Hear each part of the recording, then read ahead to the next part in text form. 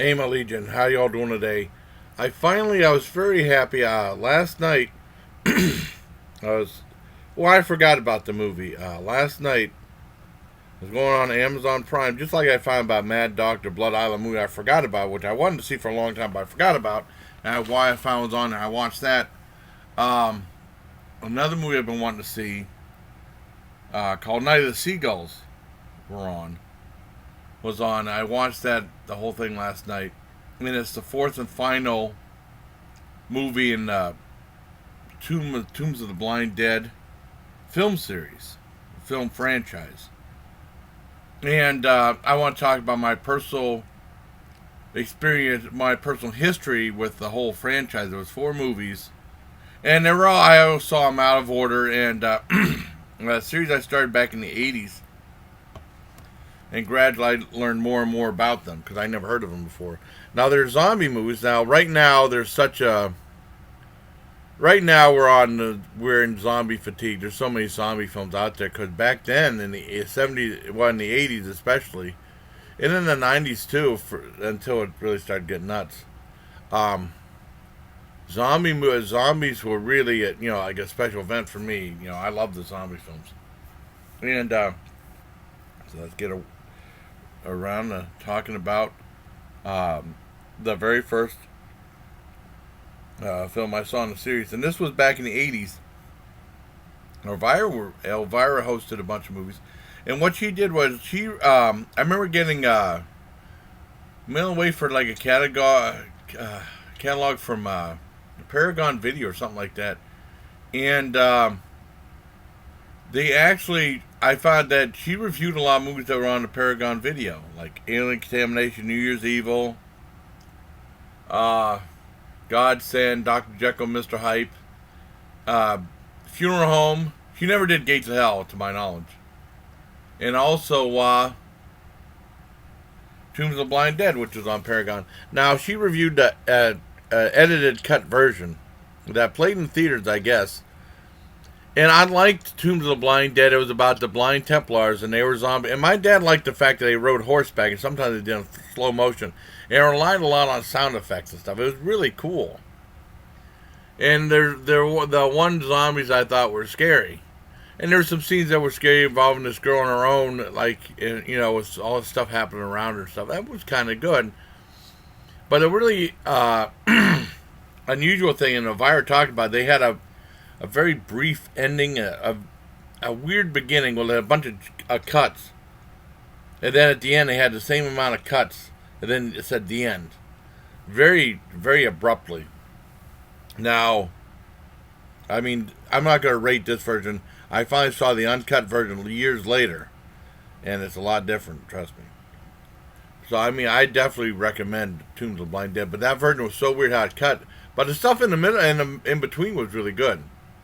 And she showed what she could show anyways. And there was like a lesbian affair and stuff like that. It was really good. So that was it for Tombs of the Blind Dead. And this was directed by, I want to get the guy's name, Armando D'Osorio. And it was released in 1970, wait a second. 73? Well, keep saying different. No, 72. Okay. Man. Well, anyways, so that happened, and then years later, I was in the army in Germany. A few years later, this was '89. Well, I think I saw that in '84 or '85 when I was in high school when Elvira was on. And then in '89 or '90 in Germany, I remember in the library they had a movie I always wanted to see called The Prowler. I heard about it, and it was very hard to find, especially on VHS. Now, I mean, it's a lot easier to find now on DVD through Blue Underground and stuff like that. But on VHS, it was almost impossible to find. I was lucky to see it at the library. And it was released from this, I can't remember the name of the video company, a lesser-known video company. And they had a bunch of previews at the beginning or the end. I can't remember. I mean, it had like about 45 minutes of trailers and stuff. The movie, I thought it was really a good deal. I mean, it's a free rental. And they had something called Night of the Seagulls. It's like, this looks like a Tombs of the Blind Dead movie. And once you see those zombies, you kind of remember what they look like. I said, man, I really want to see this. And I had a hell of a time finding it. I'll tell you that right now. Night of the Seagulls. And then we had a bunch of video rental places outside Post. Well, two. We had a couple places to rent videos. I mean, but right outside Post there was two. And one of them had like this horror movie segment. They had something called Horrors of Zombies. And they had zombies on that. Well, I just got off the title. And apparently this was a third of the Tombs of the Blind Dead series. It's also known as the Ghost Galleon, which sounds a lot cooler. But this movie was bad. This was the only movie in the Tombs of the Blind Dead series that really sucked. It sucked bad. And it revolved around these three girls going on this photo shoot in bikinis, going on a photo shoot. It's like some publicity stuff they're supposed to be lost to sea. It was really, and they run in a ship to have like the zombies, and it really sucked and was really boring. I give that a 2 out of 10. And the only reason I did it is because of when the zombies were in there, and the zombies weren't in there that much, just because of the zombies, and also the ending, the ending was cool. And then after that, that was pretty much it. I hated that one. And then years later, I was at Media Play, and this is back when we still had the VCR, but it's before VHS, and they had, well, before DVD, I mean, and they had the uncut version of Tombs of the Blind Dead, and then they had the uncut sequel called Return of the Blind Dead, which was, I guess, the second one. So I watched Tombs of the Blind Dead again, and they had so much more in it, including the scene on a train towards the end. It was so awesome. That was probably one of the best scenes. That, and it gets a 10 out of 10. That's the best of the series, the very first one. The second one, Return of the Blind Dead, was really good. I think it was a faster paced movie. It revolves around the town kind of dealing with the zombies, and I don't know if I can't remember if they're fighting with them or something like that, but it was really good. That gets a 9 out of 10. Now, Night of the Seagulls, which I saw last night, revolves around this couple, and the guy's a doctor, and they're going to this obscure town, and he says, well, I'm here to serve in case people don't have money for a doctor or something like that. I don't know why he went to the town.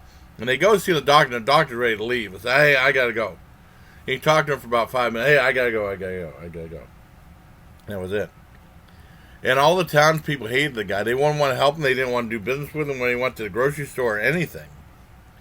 And they found out that the women in the town were being sacrificed to zombies every night. And he wasn't much of a day to save people and stuff like that. It was really interesting. Some guy said this was the worst series. He's full of shit. I mean, he said this was worse than Ghost Galleon or that. No, this was awesome. This was a really interesting movie. Just how the townspeople hated him so much.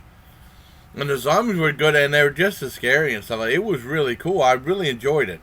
I don't want to give away too much. I mean, you know. But he wasn't much of a hero, though. He'd pretty much let someone die or something like that. Or like the door knocked and it was something bad, and this one girl was helping him out and said, hey, why don't you go answer the door? Like, I wouldn't answer that damn door.